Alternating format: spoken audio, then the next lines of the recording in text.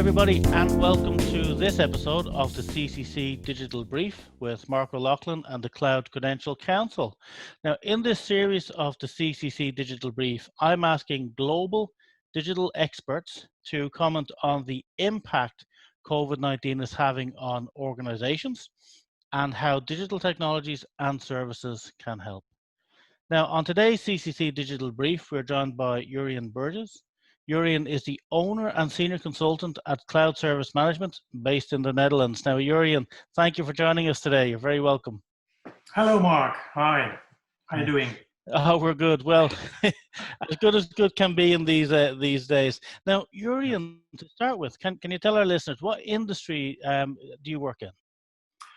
Well, I'm in service management, of course, as a consultant, 4 days in a week.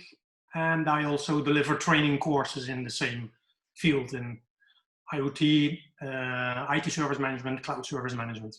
So a mix between the training, the consulting, everything in between, from your traditional service management now into the digital technologies, the cloud, the IoTs, and everything SLA in between there. Very interesting. But can you tell us how has your industry, this industry, been impacted with COVID-19? Well, the first one, of course, the most obvious one are the classroom-based courses. They have been cancelled or postponed at least. And they slowly transformed into virtual courses, virtual learning. And that took off after about 4 or 5 weeks. So there was this dip, but then it continued again. Yes. Yeah. And have you found that customers have been very receptive to that? Because I think in the past, what we've heard, some people prefer the face-to-face classroom. Not everybody can learn virtually, and then the virtual delivery has to be different to cater for that mechanism. Did you find reluctance from people moving to virtual, or COVID-19 has changed everything? Was it just, look, this is the only way we're going to get training, we need to go and do it and jump in, forget about the fear of the past? Well, especially that. Forget also about the fear of the threshold is there. So if you want to learn, you have to do an e-learning these days. Yeah. But they really value it. They value the e-learning, although it's slightly different, of course. Yeah. And then from your perspective as the trainer, the educator, can you tell us a little bit about how you had to prepare that training, say, or the delivery? Because it's different than face-to-face. You've got physical cues, eye contact. You can see all the room and work the room different. How you do exercises, and actually how you keep people engaged. Because everybody's Zoom fatigue, I think is the new phrase. We're attending meetings every hour and the brain just can't switch off. Can you tell us a little bit about your thought process to the preparation of how you would deliver virtually? Yeah, well, you have to do it more structured, in a structured manner, also keeping extra breaks, have personal assignments where delegates can really switch off their computer even for 15 minutes and working on an assignment, but also using the breakout sessions and all other technology options that are there. Yes. On the other hand, go ahead. Yes, well, I'm missing the fun factor of being face-to-face, you know, especially in the IoT where I work with this TI sensor tag or my Tello drone. I always fly in the classroom around and I can't do these things. So I switched and altered them and replaced them, to say, by YouTube videos. Yeah. Interesting. Yeah, so a lot of trainers will have techniques and things that to do in the classroom, and it's about as much as switching off the brain from the learning process to engage them in something different, so you can switch the brain back on, which is interesting. But one thing I haven't heard yet, and I think I'd have to take a leap of faith with it, is asking them to switch off the laptop.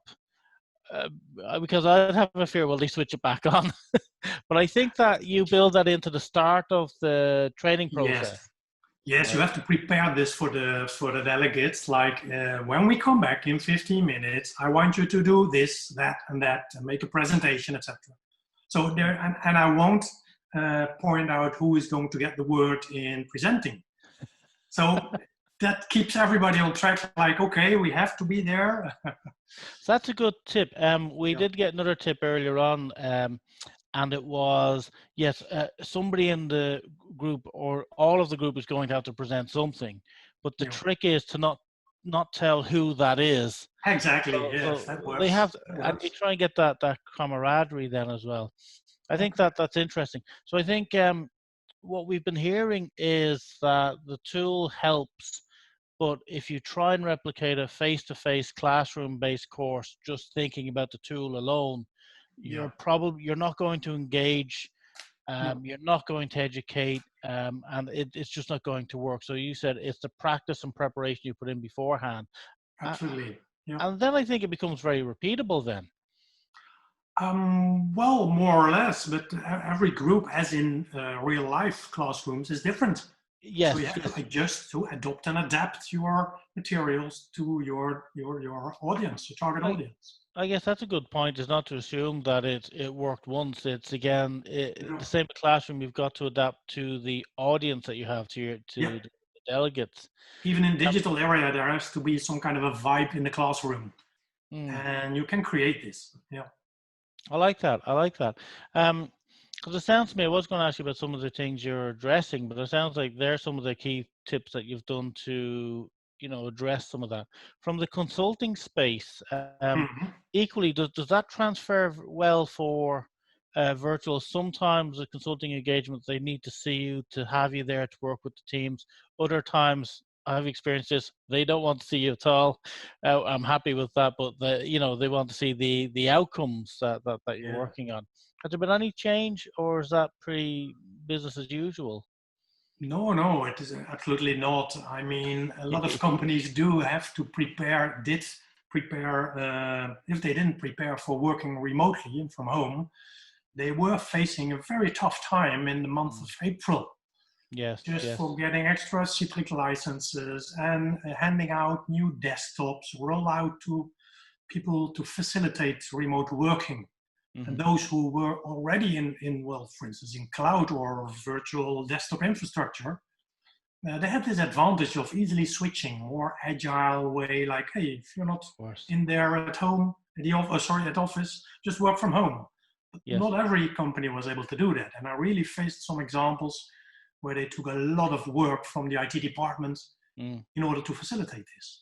Yeah, I think Yeah, it's pulled certain IT departments 10 years into the future very quickly, yes, and other yeah, IT departments just a couple of years in where they had a good, virtual setup, but they just needed to accommodate the scale that they were trying to set up. But we yeah, have heard reports of other organizations that could not scale from day one and took weeks in effect to get even laptops yeah, provisioned, yes, yes, yeah, and set up.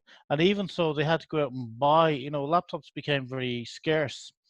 That yes, people couldn't mhm, use cloud systems on a tablet they had at home. They had to get a physical machine with a client yes. image and this. Now, has all of this changed your views? Your views are quite advanced on digital transformation. Mhm. Have has any of this changed your views or just extended how you view digital transformation? It's strange to say, but I think, and I look at Corona as an enabler or even an accelerator in digital transformation. Mm, yeah. People really become, well, sometimes painfully aware if they're not ready with licenses and laptops, Yes. etc. Yes. That something has to be done. And when you're looking, well, taking the definition of the digital transformation from the recent high velocity IT publication in Hmm. ITIL. It Yeah. says not only doing business significantly different with Yes. means of digital technology, but also doing significantly different business. Yes. Yes. And that's the agility that people are becoming aware, like, hey, this digital working and living and learning might also be applicable to our core business. And Fantastic. Now, to yeah, pick up on that, because what I've seen, I'm using a particular label now. What I've seen is a lot of organizations adopting, I'll just use some basic technologies, Zoom, Skype, Teams sure. for remote communication. And they're calling that digital transformation. Now, in Yes. my view, and maybe I'll see how you think about this. In my view, though, just getting those technologies to do remote communication is more like digital acquisition. I'm Yeah. acquiring some digital tools to do something. But Yes. unless I fundamentally change how I do business and the business model, I'll never move into digital transformation because, as you said from the High Velocity book, that's what digital transformation is really about, using the tools to change your business somehow. Yeah. And if ever there was a time to do it, now is the time. How do you feel about that? Is that what's happening a lot, do you think? That is exactly what is happening. People do, as you mentioned it, digital acquisition to Mm, acquire technology yes, to do yeah, business in a certain way. But I think that is only the first step towards the yes, real digital transformation as you described it. And there again, you will see that if people, or at least the IT departments, are already organized in this new ways of working by the use of cloud services, yes. platforms, applications, it'll make them much more agile to adapt to this new situation. Yes. But And I think it's important that not only should a business look to change its business model using digital technologies and do that transformation, but you just said it there, the IT departments and functions within organizations should think about doing how they deliver IT differently as yeah, well. Not yes, just the models we've had in the past, but how do we do it differently and use the COVID situation to say, what didn't we have ready that we can now go think about? I'm not saying for the next pandemic, hopefully there won't be, and there'll be a long period of time before then, of course, but yeah, for the next world of business that we're going into, because I don't think the world we've just come from is going to be there for the next 2 3 years from a business perspective. There's yeah, going to be a lot of change, a lot of upheaval, a lot of challenges.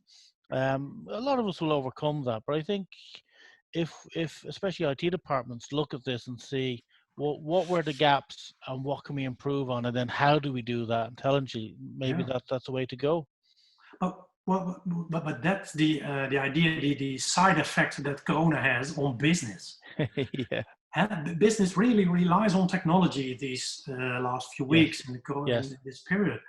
So that's a side effect, a positive effect that even business gets aware, like, hey, this digital way of working, we need to adapt this in order to continue our business even. Yes, yes, and So, especially in these strange times now. yeah, We're not all going to come out of this lockdown immediately. We're going no, to no, have no, various phases of it. It's yeah, all dependent on vaccine, and social distancing, physical distancing will be a real part to play. Especially as even in your line of business, classroom-based training, I think will be challenged until people have enough confidence to go back into classrooms and sit beside each other. Never mind if you have 2 meter or 1 meter distance. It's, do I want to be in a room with somebody that I don't know? So it's that risk thing. yes, yeah. And Now, here is also the IoT, the social distancing that IoT is helping. And so yes, technology is helping facilitating social distancing. yes. Can you tell me a little? I was going to ask you about that. So how do you see IoT? You're big into IoT. You teach a lot about that. You come from the business side as well as the technical side. How do you see IoT helping over the next 6 to 12 to 18 months? Well, for to start with, of course, this will be one of the enablers of social distancing. Where monitorings, whether it beacons or cameras or whatever, are Yes, sensing people in a room. And my recent assignment somewhere with the Radboud University in Nijmegen, they are now running a pilot in this COVID times for face recognition and student recognition in rooms, just in order to keep social distancing here. yes. Yeah. Yes, I think that's interesting. The final case study I've seen on it is the medical profession doctors, where you no longer have to go in. You can be sent a pack of sensors and be monitored from remotely. Can I Yeah. ask you one final question? Yeah. What do you see as being, I guess, one of the biggest opportunities coming in the next 6 to 12 months? What do you see coming up?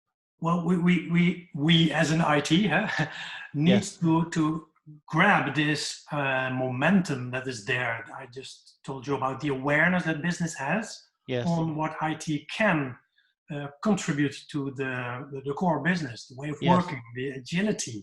we Yes. should definitely take this momentum and encourage business to adopt these new technologies. Yeah. Great. Take the momentum, seize the opportunity, never waste a crisis, and see what needs to be done now based on where we've come from. Fantastic. Jurian, one final question before we finish. What do you look forward to most of all when this is all over? What about a good pint in the pub? No, but it will definitely be a human interaction. I mean, we're all humans. You can digitize whatever you want. Yes. But it's like in the co-creation, it's always between people and organizations. Yes. It's still something that, well, technology can't take away. So what I'll do, Jurian, I'll join you for that point, and by doing that, we'll have some social interaction and discussion. Okay. So we'll get two of those in the one time. Now, Jurian Burgess, thank you so much for joining us today Yeah, on the CCC Digital Brief. We'll talk again soon. Thank you. Thank you, Mark.